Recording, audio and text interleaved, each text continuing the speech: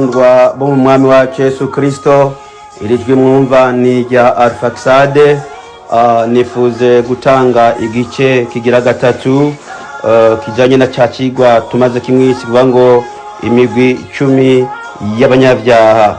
Reka nsenge Imana hanyuma tubandanye twumva ijambo ry'Imana. Mwami wanje Yesu Kristo, ndashimye kandi ndakengurutse ukugira neza kwawe mwami.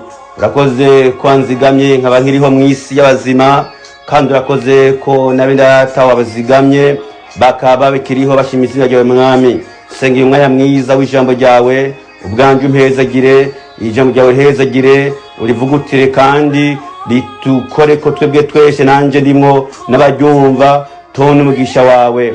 Urakoze kuvyumvise kandi kuri mu bashobora kugaragara mu izina rya Yesu Kristo umwami n'umukiza cyo nizeye, amen.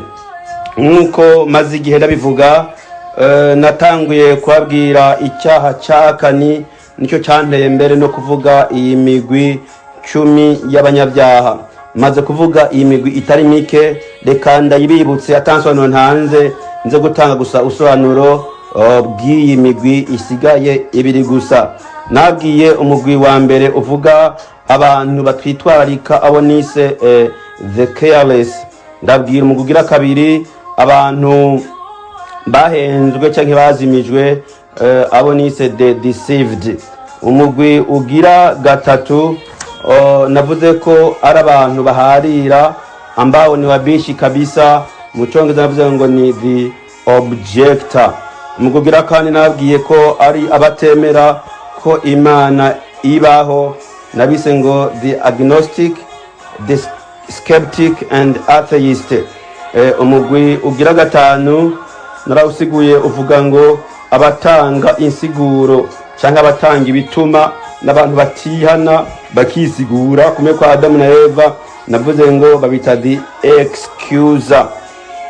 Umugwi wa gatandatu navuze ngo abatarumva ijambo ry'Imana, abo nise mu Cyongereza ngo the ignorant.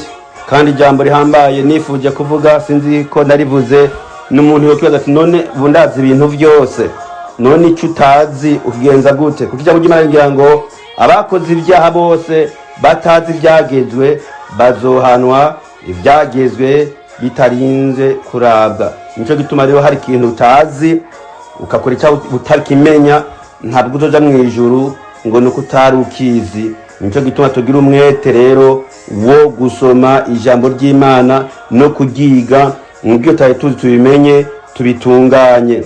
Umugwi ugirondwi witwa ngo wenye wasiwasi canke abicura, twabise ngo ni the anxious. Umugwi w'umunani nawo twabise ngo wariwo canganyikiwa, abo ivy'Imana byadwanze canke mu Cyongereza ngo the confused. Reka rero nje ku mugwi ugira 9 mperu no munsi ndabwire uvuga ngo na abasubira inyuma, mu Cyongereza bita ngo the backslider. Kuko uyu mugwi ari wo mpereko uyu munsi, anditonda buke buke kugira ngo muvyumve neza. Abasubira inyuma, the backslider. Aba bantu barigeze gukizwa ariko basubiye mu vyaha, barigeze kubona umunezero w'agakiza ariko ubu buzuye amaganya, nta n'ibyizigiro by'agakiza bafise. Bavuga nka Naomi bati reka kunyita Naomi, kuko izina Naomi sugwa ngo uw'igikundiro, mu Cyongereza ngo ni pleasant. Hanyuma yavuze ngo ni munyite Mara. Mara risobanurwa ngo mururazi, mu Cyongereza ngo bitter. Ayo majambo mvuze ya Naomi ni na Mara, insiguro zose cyanditse mu gitabo cya Rusi igice cya mbere ku murongo wa 20. Abantu rero basubiye inyuma canke basubira inyuma, inanga zabo zaramanitswe, nta nakaririmbo bagifise. Muca mwibuka ya ndirimbo twaturirimba yavuga ngo inanga zacu ngo niho zari zimanitswe. Reka aya majambo ndayasome kuko yanditse muri Zaburi igice c'ijana na 37 ku murongo wa mbere gushika kuwa kane. Zaburi 137 ku murongo wa mbere gushika kuwa kane niho amajambo yose ari ko aba bantu inanga zabo zaramanitswe ko atanakaririmbo bagifise. Ariko je kasome ku murongo ugira kabiri gusa havuga ngo ku biti vyaho niho twari tumanitse inanga zacu. Ibaze nawe wari umuririmbyi ugashikano inanga uyimanika, kandi kuko utari umuyuda ngo ube watwawe i Babuloni, Satani aba yaragutwaye, hanyuma inanga ukayimanika akaririmbo kakabura, kuko utarasubira inyuma utaranagwa by'ukuri ari nk'abakenyezi ari guteka akaririmbo kaba kariko. Uri ku kazi uri mu muduga akaririmbo gashimagiza Imana kaba kariko. Naho wobugwaye naho rumageragezwa iyo usenze ugira usenge wumva ubanza kuririmba, kandi kenshi mwe muyera kikurimwo urumva indirimbo ugeze kuririmba ukumva nayikumbuye, hari n'igwisaba bene data abandi kuko akariro kataragenda uba utarasubira inyuma, kuko iyo ucumuye ucunyaruka kwihana kuko mwe muyera abakiri muri wewe. Umugwi w'icumi ari wa nyuma ngomba guhereza ko uvuga ngo abakristo bacitse intege. Ndasubiramwo nitonze, abakristo bacitse intege. Muco ndabita ngo the discouraged Christians. Aba ni abantu ivyabo bitagenda neza, bagize amageragezwa menshi atandukanye, ntibaje imbere naho bari mu ishengero. Kumba abantu bari mu ishengero ntibataramuwe, bacitse intege ari mu ishengero. Ujya mu bintu by'abasuye inyuma hari na usanga barataramuwe bishike bakane mu ishengero, ariko ababobo nagiye intangara kumbe bari mu ishengero nabacitse intege, bari mu ishengero barasangira ariko baracitse intege. Ntabwo bofashisha ibyo mu mpwemu, n'abazo mu rusengero akaba atamuntu uje mu mpwemu, uyo muntu karabaye kwere. Ndatanga karo hano, umuntu amaze imyaka 10 mu ishengero akaba toshora kwereka umuntu atazi agakiza, iyo amubajije ati nokora iki ngo nkizwe. Ibaza umuntu wo mu ishengero amaze imyaka 10 akabazwa ngo nokora ngo nkizwe, akaba atuminyo nyishu suko atayizi, nuko byo mutera isoni kuvuga. Yaracitse intege, ku mutwe arabizi ariko mu mutima nta biriyo. Rero aba bantu cyo bakwiye indemeshanyo yo mu by'Imana, hakindi bakwiye aho basenge byo gukora byose ntibishobora kuborohera, ariko bakwiye indemeshanyo yo mu by'Imana. Reka nsome amajambo ashigikira bike ndabwiye yuko bakwiye indemeshanyo, kuko indemeshanyo zakenerwa ku bantu baba baracitse intege. Usomye muri Samuel wa mbere igice cya 23 ku murongo wa 16 uhasanga aya majambo yo kuremesha abantu bacitse intege, avuga ngo bukeye Yonatani mwene Sawuli arahaguruka aja iyo Dawidi ari ihoreshi amuremesha mu by'Imana. Kumbe umuntu acitse intege akeneye umuntu amuremesha mu by'Imana. Uko tuvuga amajambo y'Imana suko abantu benshi abanyabyaha canke basunyuma cyane baracitse intege. Rero aya majambo harabo aremesha akabasubiza mu intege. Ayandi majambo afsake mazi kuri aba bantu ni Abikorinto ba kabiri ugice ca mbere ku murongo wa 4. Abikorinto ba kabiri igice ca mbere ku murongo wa 4, ndasoma mu izina rya Yesu Kristo. Havuga ngo itwirura mu marushwa yacu yose, kugira ngo natwe tubone uko twirura imibabaro abari mu marushwa yose, tuyibiruza uko natwe twiruwe n'Imana. Ndasubira musome nitonze. Havuga ngo itwirura mu marushwa yacu yose, kugira ngo natwe tubone uko twirura imibabaro abari mu marushwa yose, tuyibiruza uko natwe twiruwe n'Imana. Uri umunyantege nke, nta jambo ufise woshobora kwiruza uri mu mageragezwa. Harimwo abacitse intege kuko bari mu mageragezwa, ariko ivyo bibonesha amaso, abantu benshi bonye ibyago b'amashengero batanacumuye, batari mu ntege nke, baca babivamwo bakabiheba, bakibagira ko umuntu wese azokwibagira imbere y'Imana ivyo yakoze. Ntibazobaza ngo umurongozo yakoze iki, bazokubaza ukiri mu mubiri, ukiri mu ngingo wahawe wakoze iki. Nico gituma rero gucika intege twobigwanya, tukaba mu nkomezi, tuba tugwaye, tugwaje, dukenye, canke turi mu byago imabaro. Nico gituma dukwiye kwirura. Naho nabwo amajambo muri bango ngo twiruranishe aya majambo. Uyu ni murongo ntosiga ushobora gufasha bano bantu bo muri uyu mugwi mpeje kuvuga w'icumi, ni Abitesalonike ba mbere 5 ku murongo wa 14. Ndasubiramwo, Abitesalonike ba mbere igice cya 5 ku murongo wa 14. Ndasoma mu izina rya Yesu Kristo, avuga ngo, kandi turahanura bene data, muhubure abasaragurika, muremeshe abarandutse imitima, muramire abanyantege nke, mwihanganire bose. Amina.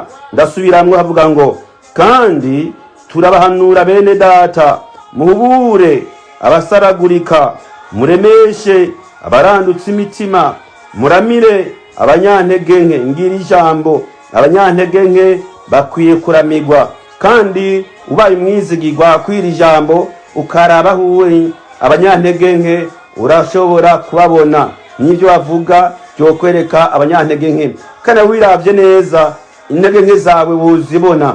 Naje niravye neza gafata umwanya ijambo ry'Imana ngarimwe yampemu yera, nobona intege nke zanje, nobona ivyo nakora neza. Nitwiremeshe ngo byose bikora neza nkaho turi mu ijuru, kweri turi mu isi. Hari ijambo rimwe ryantangaje riri mu Musiguzi igice c'indwi ku murongo wa 20, nimba nihenze reka ndarirabe naryo nyene ndarihereze, ko abantu bashobora kwiremesha kuko bari mu rusengero bakabona ko ibintu byose umenga bigira neza, batagwaye, baririmba, bavuga ubutumwa, byose bigenda neza. Ariko muri iyi migwi navuze yose ishika 10, ni mu gihe uboneka atamugwe numwe urimwo, ntibisigura ngo uragororotse, kuko ntabwo nadondoye ibyaha byose ngo wibone mu cyaha na kimwe. Reka ndaharabe ko hasoma ni Umusiguzi igice c'indwi ku murongo wa 20, havuga uku: nukuri nta mugororotsi ariho ku isi akora ibyiza ntacumure. Ahantu tuhasome tuyumvire, turabe by'ukuri ko iri jambo ry'Imana ritabesha. Kuri mugabo Sarumu yanditse yoba yariko aratwenza abantu, canke nuko ari serious, yavuze ukuri ngo nukuri nta mugororotsi ariho ku isi akora ibyiza ntacumure. Jewe ndumuvuga butumwa kweri, aya majambo ndayakunda, ndayasoma cyane. Abantu bagombe baririmbye ndayabasomera, abantu bagombe bavuze ubutumwa ndayabasomera, bagombe mari iminsi ndwi basenga ndayabasomera, kuko umuntu agumara umuntu. Ndabira kuri ba Mose Imana yashingiye intahe, intege zabo twazibona. Ndabira kuri ba Eliya bemeretse, amena, ariko intege nke twazibona. Ndabira no ku bandi, nkavuga nti rero kubw'ivyo icyo dukora no kwizigira Yesu mu ntege nke zacu, kuko kanguje mu ijuru nuko twizera Yesu, intege nke zacu n'ibyaha byacu tukabimuha. Ariko tuze ngo turabagororotsi, Yesu nkaho tutamukeneye ntibyokunda. Ariko twemeye ibyaha byacu, tukemeye intege nke zacu, tukabisha kuri Yesu, duhinduka abagororotsi. Atwambika ubugororotsi, amaraso yiwe akabiri atwoza imbere y'Imana, tukaboneka ataca dufise, turagororotsi. No muri Kirundi 20 havuga ngo ambonye ko amaraso ntanyita umunyabyaha ukundi, anyita umugororotsi. Ugombye gusoma indirimbo yo mu Kirundi woshobora kuyibona. Bakundwa, ndanezerewe ko kino cigwa ndakirangije, ndabasomeye imigwi 10. Mwese murakoze y'Imana, twaramenye Imana, ariko twiserangure. Umuntu wese yemerere mpwemu yera. Nubona intege nke zawe wihane, ufukame, dusengere hamwe, tubwire Imana itubabarire. Naho tuba twakoresheje ibitangaza, jambo ry'amantera umubabaro kuri wa munsi, harawese azobwira ngo mveraho sindabazi. Nabo bati twasenda abadayimoni. Umuntu twebwe tori umuntu asenga bwe bagakira, tubona ko ahambaye, ko akomeye, ko ari mw'Imana. Ariko iki jambo ry'Imana rivuga byumvikana, gusenda abadayimoni sico kimenyetso kizagira bwo mwijuru. Imana irubahishije izina ryayo ntiritetereze, ikagukoresha, ikankoresha. Ariko gakikishe ko amazina yacu yandika bitabo cyo mwijuru. Niko na Yesu agiye ba muntu ngo nimunezerwe nuko impwemu mbi zibumvira, ariko munezerwe nuko amazina yanyu yanditswe mu gitabo cy'ubugingo mwijuru. N'aya majambo dukwiye nk'abakozi b'Imana. Nasomye imigwi myinshi, ariko niri ndaribibukije. Reka nongere kureka no kari mwanya mutoya, twesenge Imana, dusengere hamwe. Umva kene gufukama nanje, nanjye mvuga fukamye kuko ndi mwisi. Ijambo ry'Imana yantsinda sinoritsinda. Imana impayire inyeze umeze nkanje, bikagira intege nke, ko nashyunga abanyantege nke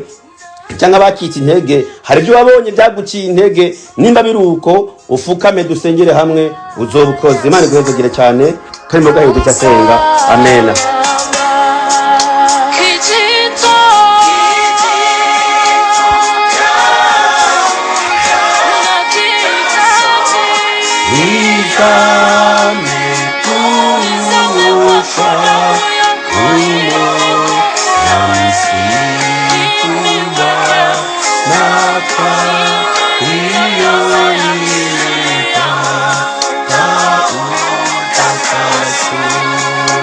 Mwami wanje Yesu Kristo, ndashimye ndakengurutse kwiri jambo ryawe, nongeye kuvuga ndagushingira intahe. Ntabwo abana bantu ko kigira abagororotsi, ariko twatingwa rwose n'ijambo ryawe, kuko kenshi ducika intege mu bintu bitandukanye tugenderanwo. Ibyo turaba biraduca intege, ibyo twumva bikaduca intege. Mbere harimo n'abasubiye inyuma, niyo basenga bagenda gusenga kuko batokwirirwa muhira ngo ahuri hamwe n'abandi. Mana ndasenze muri twebwe ngo tugire ikigongwe, aho tuteguye gushinga intamahanga, udutunganye Mana, utwemere tuvuga ijambo ryawe Mwami, tugororotse kandi utwemera, udusuze mu intege. Amazina yacu twebwe twese abandanye kwandikwa mu gitabo cy'ubugingo. Mana utugire ubuntu, Mana uduharire, Mana utweze, Mana utwemere. Mpwemu yera yongere kudubiza muri twebwe, akori ibyo abona ko ari byiza mu bugingo bwacu, mw'izina rya Yesu Kristo. Byukuri Mana uduhezagire, uhezagire umuntu wese yumvise ijambo ryawe. Ndasenze umuntu wese ijambo ryawe umuhezagire, umuntu wese umukoreko, umuntu wese umukize, umuntu wese umutabare. Nanjye ndokore, nanjye unkize. Ndagomba kunesha ibyaha byose, ndagomba kuzokubona, ndagomba kuzoka igiciro cy'ubugingo mw'izina rya Yesu Kristo. Ndagomba kuzorangiza amahoro, singomba kwicwa n'ibyaha mw'izina rya Yesu Kristo. Singomba kuba mugwi n'umwe w'abanyabyaha, singomba kuba nka Yuda, ndagomba kuba nka Yesu.